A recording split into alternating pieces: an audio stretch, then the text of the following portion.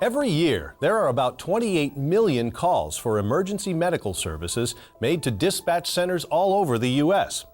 Those calls are made to get help, usually in transporting patients from one place to another. It's a physically demanding job, and every lift, every carry has to be done right to get patients where they need to go safely. That's the goal. But as you know, transporting patients isn't always textbook perfect. There are times when something goes wrong and a patient is dropped. Recent statistics indicate that it happens a lot more often than you might think. About 42,000 times a year. When we break it down, it comes out to 115 patient drops every day and one drop every 12 minutes. That's a seriously high rate of drops. Too high. Now, let me take a moment to state the obvious. Nobody intends to drop patients. It causes problems for everyone. The patient certainly, the EMS provider, and the provider's organization. The good news is that preventing patient drops is literally in our hands. What we need is good communications, regular training, and a commitment to ensure our patients don't get hurt on our watch. In this training video, you'll learn exactly what you need to do to make sure you transport your patients safely every time. This video is divided into 4 main segments. Safe procedures for patient handling. Proper equipment usage, which includes proper equipment maintenance, equipment limitations, and new technology. Bariatrics, which deals with handling obese patients. And proper techniques for lifting and carrying. Pay attention and then follow the guidelines we recommend. You'll be glad you did, and so will your patients.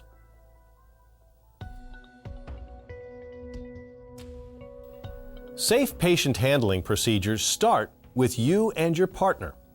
How well matched are you? The ideal crew would be 2 people of comparable height, weight, and lifting capability. That's the right combination to ensure the proper balancing and lifting of a patient using a transport device. Of course, we all know in the real world it's unlikely you'll match your partner so closely. And if you don't match up, that could present real problems when you're lifting and carrying. But you can minimize the potential for problems with a common sense approach. For example, let's say you need to carry a patient down a steep incline. You're 6'1" and your partner is 5'8". You, the taller member of the crew, should be at the foot end of the stretcher to offset the height difference. Your partner, since they're shorter, should handle the head end of the stretcher. Whatever your crew makeup, use the relative strengths of the individual members for the situation you find yourself in. If you know your own capabilities and those of your partner, you can determine how those capabilities will do the most good. In addition to knowing your crew's capabilities, you also need to assess the conditions at the scene of the transport. Watch out for things like plush carpets, cramped hallways, steep steps, narrow turns, and rough, uneven, or slippery surfaces. Remember, your patient's safety is in your hands. Keep your eyes open and keep safety as your first concern. Assess the situation. Think about the outcome if you and your partner were to attempt a transport beyond your capability. If you need help, call for backup. Don't hesitate, not even for a minute, just do it. Like in this situation. You need to transport a patient over difficult terrain, like down this soft and muddy driveway.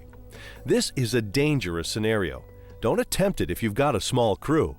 It's made even worse if you roll the cot at the highest lift position. Hold on, get on the radio, and get help. And keep in mind that the safest moving position for the litter is the lowest practical one. Here's another good example where you may need some backup. You have a patient that physicians call morbidly obese. They're also known as bariatric patients. For this situation, you'll need to get help, and you'll also need special equipment. We'll get into that a little bit later in this video. The last thing we're going to talk about in this segment is rushing to get the patient into the ambulance. We've all done it. Maybe we lift the wrong way, or we use the wrong equipment, or we just hurry the whole process along. The best way to avoid doing any of these things and jeopardizing the patient's safety is to get proper, ongoing training and reinforcement. Regular training has to include focus on the right techniques for every lifting situation and knowledge of what equipment to use in any patient transport. Knowing how to lift and what tools to use is vital to your response.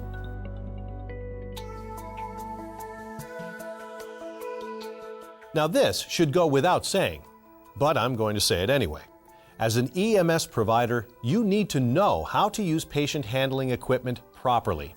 In fact, your job depends on knowing how to use the equipment in the right way so that you can keep your patients safe. Read, discuss, and practice the operating instructions that come with every piece of equipment, and follow them. The operating instructions will also describe the limitations for the type of patient handling equipment you're using. Each piece of equipment is designed with a specific use in mind, but it may not fit the bill every time. Sometimes you have to use a little innovative thinking. Take this situation. Let's say you have to carry a patient who's on the 3rd floor of a building under construction, and there's no elevator. Your first choice might be a stair chair. But what if the patient has a leg fracture? It would be a very painful trip for him if you used a stair chair. Think about what would be the next best piece of equipment that would allow the patient a degree of comfort while you and your partner safely maneuver him down 3 flights of stairs. Maybe a Stokes basket or a scoop stretcher. Both have multiple handhold positions and are lighter and more maneuverable than a cot. Finally, whatever the equipment you're using, make sure you use all of the attachments recommended by the manufacturer. None of these is more important than the patient restraint belts on the cot. Yes, that means even those over-the-shoulder harnesses. They're not there for show or to get in your way. They're there to keep the patient safely strapped in. So here's the message. Pay attention to the manufacturer's usage guidelines. If you don't, you could be jeopardizing your patient, yourself, and your partner. And think about this. If you don't follow the recommended guidelines for a piece of equipment and someone is injured, you could face charges of negligence, which means a possible lawsuit and civil penalties. You do this work to help people, not to hurt them. The guidelines are there for a purpose. Following the guidelines protects you and the patient from unnecessary injury. It's critical in your job that you follow a regular equipment maintenance schedule that meets or exceeds what the manufacturer recommends. If equipment isn't properly maintained, it can spell disaster. Many insurance claims for patient injury have been blamed on things like worn locking pins, an undetected crack in a frame weld, or old harness parts. To avoid any potential problems, we recommend giving your equipment a thorough once-over every day to check for loose bolts, weak springs, bent parts, and cracked welds. Things like main frames, lower frames, ratchet bars, I-beams, and wheels should all be inspected at the beginning of each shift. You also want to make sure that all of your equipment is operating properly. Use the manufacturer's inspection checklist as your guide. This checklist also provides a convenient method of documenting when the inspection was done and who did it. When it's time to do your regular scheduled maintenance, you'll conduct a much more detailed inspection process. Here again, the manufacturers of patient handling equipment provide very specific maintenance and service criteria to follow, such as how often to clean and lubricate your equipment and what products to use or avoid. For example, some cot manufacturers don't want you to use silicone-based lubricants. Just follow the manufacturer's maintenance manual. It'll guide you through your inspection in an easy, logical, and thorough way. Now, if your inspection turns up something and you need to make a repair, use only certified replacement parts and get it done by an expert. This could be someone in your agency who has had proper training or is factory certified. And here's something else you should be reminded of. Never alter a piece of patient handling equipment or remove factory-installed attachments. Items like shoulder straps were installed by the manufacturer for good reason. Removing or altering this equipment could reduce the safety and/or reliability of the product. You also don't want to take any action that may reduce the manufacturer's product liability.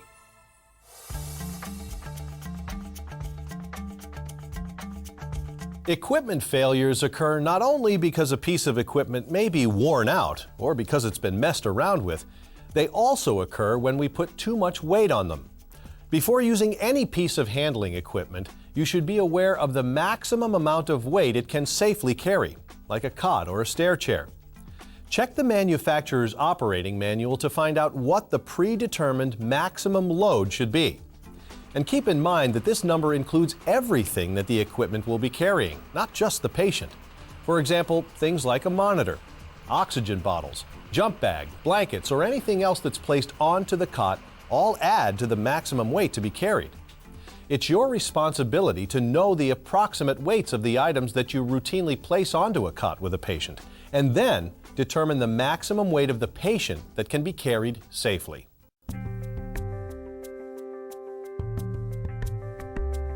More and more specialized pieces of patient handling equipment are being manufactured all of the time. There are now stair chairs that have rolling tracks to help reduce the amount of weight that will actually need to be carried. This type of chair can be rolled down the stairs so you don't have to carry it. Another industry innovation is a cot with electric or pneumatic assisted lifting capabilities. And slide pads are now manufactured with rated lifting capacities, numerous handholds, and patient restraints. All of these are designed with both the patient and EMS caregiver's safety in mind. While your agency may not be able to purchase new equipment every time a piece hits the market, you should analyze what your agency's needs are and try to match the available technology to them.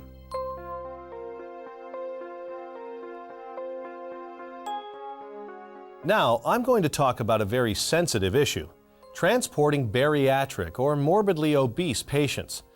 A morbidly obese patient is defined as someone who is 100 pounds over their ideal body weight or who has a body mass index greater than 40. Their larger than average size has a direct impact on all service providers, like nurses, police, firefighters, and EMS crews. Transporting these patients is a real challenge. To do it safely and to avoid injury to your crew or to the patient, there are several things you need to be aware of. First, know the maximum capacity of your patient handling equipment. Remember, capacity is based on everything placed on the cot, not just the patient. Next, make sure you know what the lifting limits are for your crew and the number of people that are required to lift various weights. If your organization doesn't have specific lifting limits, talk to your crew chief. These requirements have to be followed. If you encounter a patient who exceeds your limits, you must request lifting assistance. All EMS organizations should have pre-arranged lifting and moving equipment specifically designed for bariatric patients.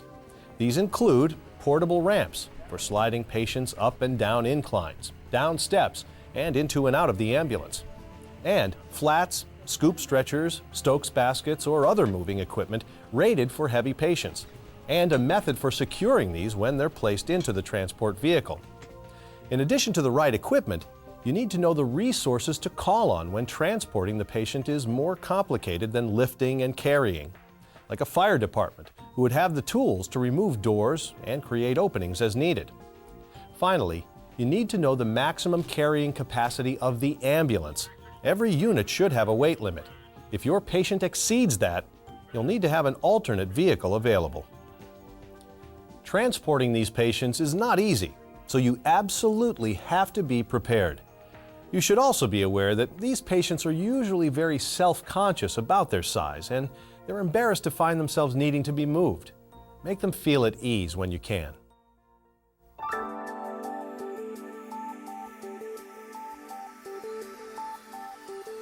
In this segment, we'll focus on the proper techniques of lifting, carrying, pushing or pulling, and reaching.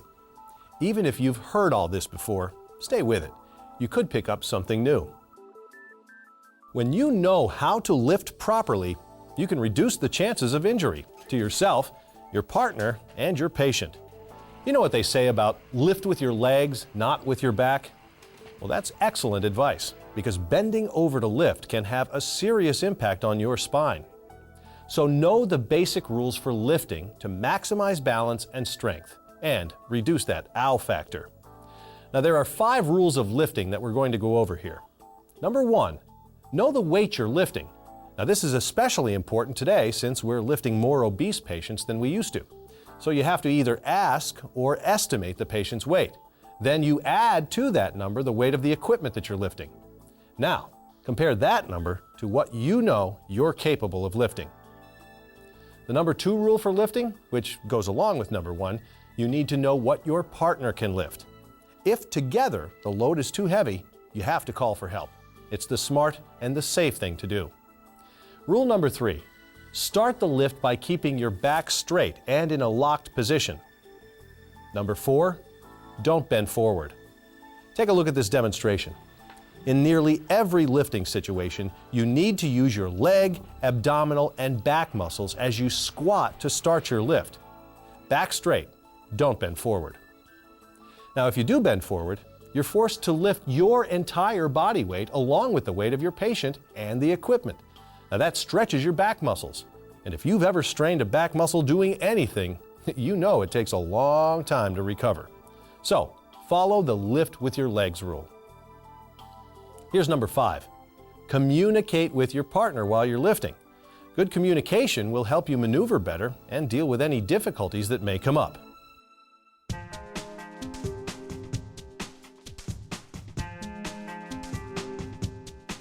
Carrying is just as important as lifting.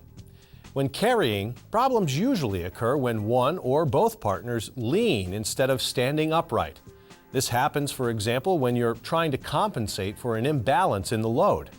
Now, if you have to carry the patient a long way, your muscles are going to get tired, and you could increase the chances of dropping your patient. So, the first rule of carrying is try to transport patients on equipment that can be rolled whenever possible. Save your energy for when you really need it.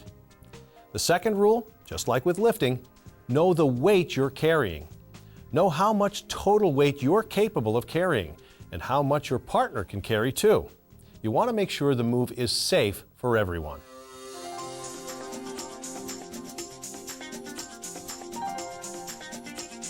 Pushing or pulling, as with lifting and carrying, follow the rules and nobody will get hurt. Think about this. We have more power when we push than when we pull, and it's easier on your body.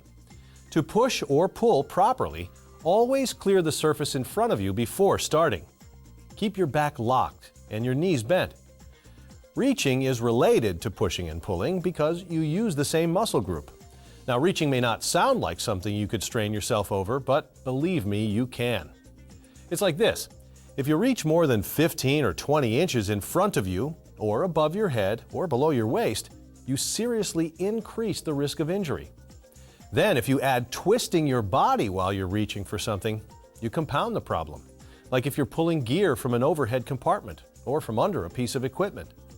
Unless you're a contortionist, you are going to create big problems for your back. Protect yourself by following these simple rules when you reach. Keep your back straight in a locked position. That'll prevent you from overstretching your muscles and ligaments. Avoid contorted positions. Avoid hyperextended reaches. You know, there's one more thing you can do to help protect yourself, your partner, and your patient. Stay or get in shape. Physical conditioning is important in this job. Find a program to improve your strength and stay with it. It's the best thing you can do for yourself, your partner, and your patient. Now, we've certainly covered a lot of ground here, but it is all good, useful information that you should know. This DVD has been segmented into chapters, so if you need to go back and review one of the chapters, you can do it without having to sit through the whole video again. Now, here are the key messages you need to remember. Know what you and your partner are capable of handling. Know your equipment, how to use it, how to keep it in good working order, and what its limitations are. Know when to call for help. Know how to transport bariatric patients. And know the proper techniques for lifting and carrying. The important thing here is to be safe and to keep your patient safe. We can all agree on that, right?